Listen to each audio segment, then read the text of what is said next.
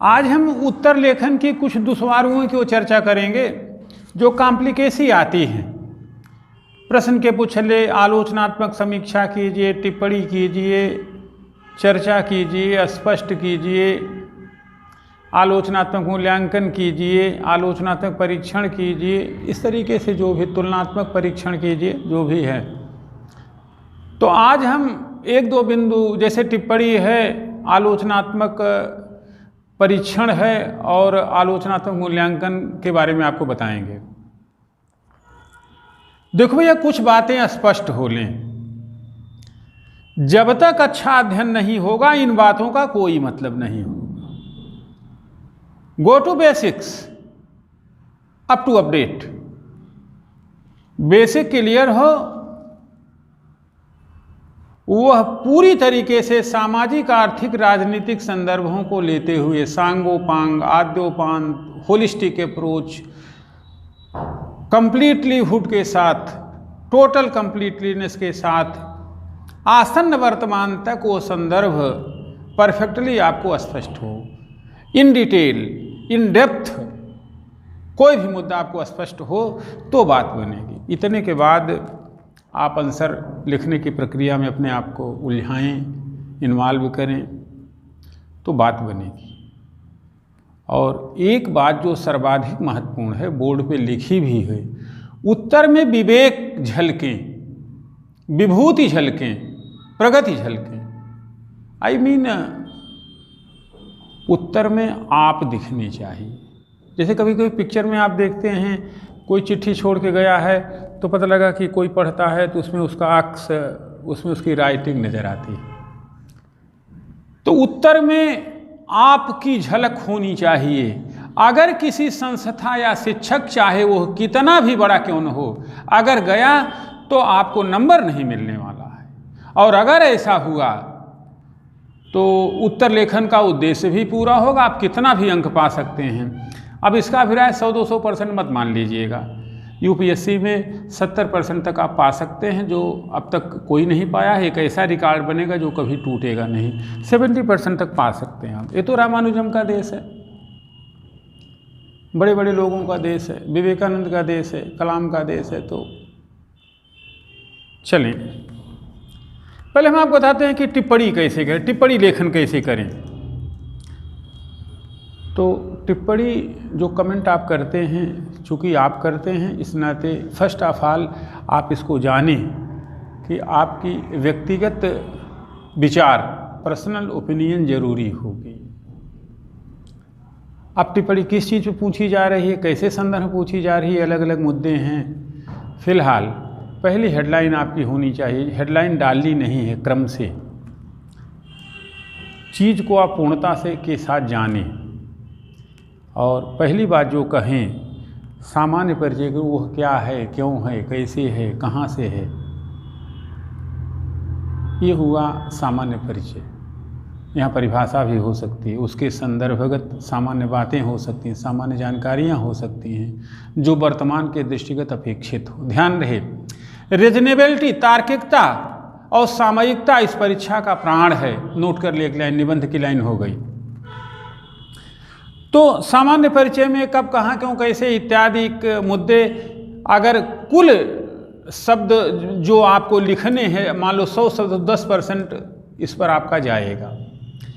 Next point, उसी बात का स्पष्टीकरण डिटेल के साथ, विभिन्न मुद्दों के साथ, व्याख्यात्मक, तथ्यवार, अवधारणा के साथ आप स्पष्टीकरण करें।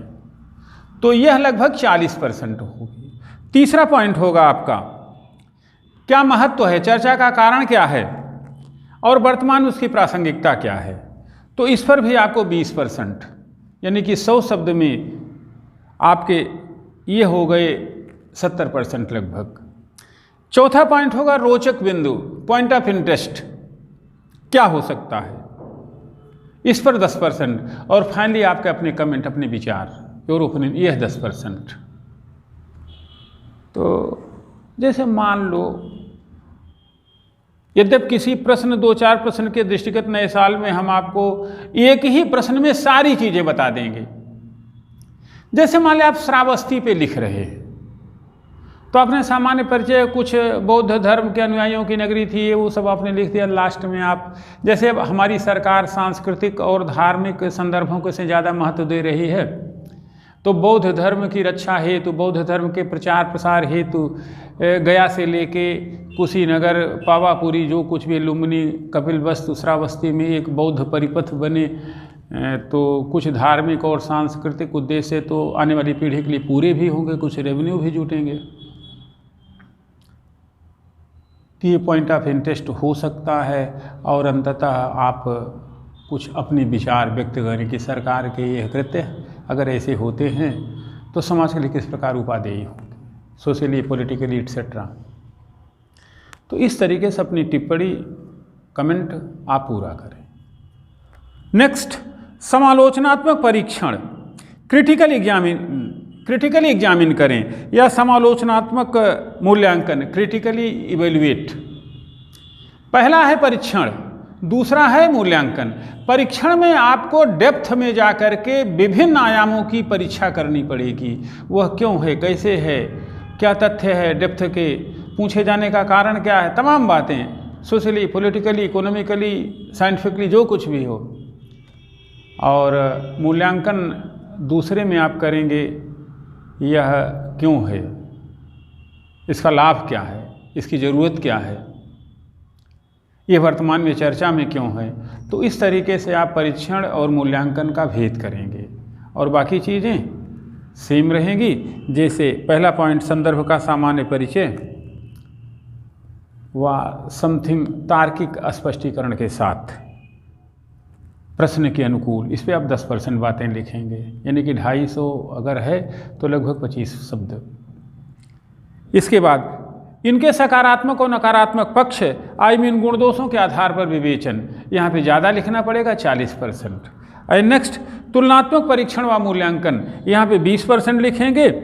और अंततः आपके अपने दृष्टिकोण, अपने निष्कर्ष, तो वो होंगे संतुलित दृष्टिकोण के साथ, जो सहकारी हों, जो समावेशी हों, जो सुनने लायक हों, जो तार्किक हों, जो मध्यमार्गी हों, जो समय के अनुकूल हों, जो सहानुकूल हों, ऐसे निष्कर्ष समन्वित रूप में। यहाँ पर भी आपको 20% लिखना है। एंड फाइनली, आप प्रासंगिकता यदि कोई हो बात की, संदर्भ की या पॉइंट ऑफ इंटरेस्ट, इस पर 10%। तो इस तरीके से आप चीज़ों को समझें।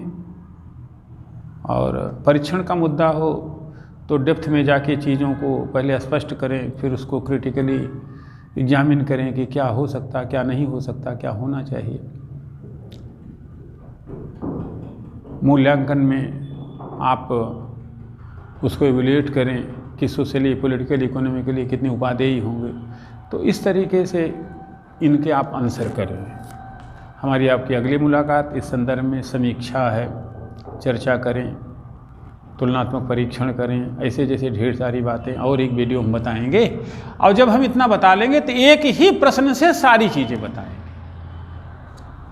तो हमारे 8 जनवरी 10 जनवरी वाले विद्यार्थी यूपीएससी वाले, 20-22 जनवरी जो यूपी स्टेट पीसीएस वाले लड़के, थोड़ा सी इसे इंटरटेन करें, लाभ मिलेगा।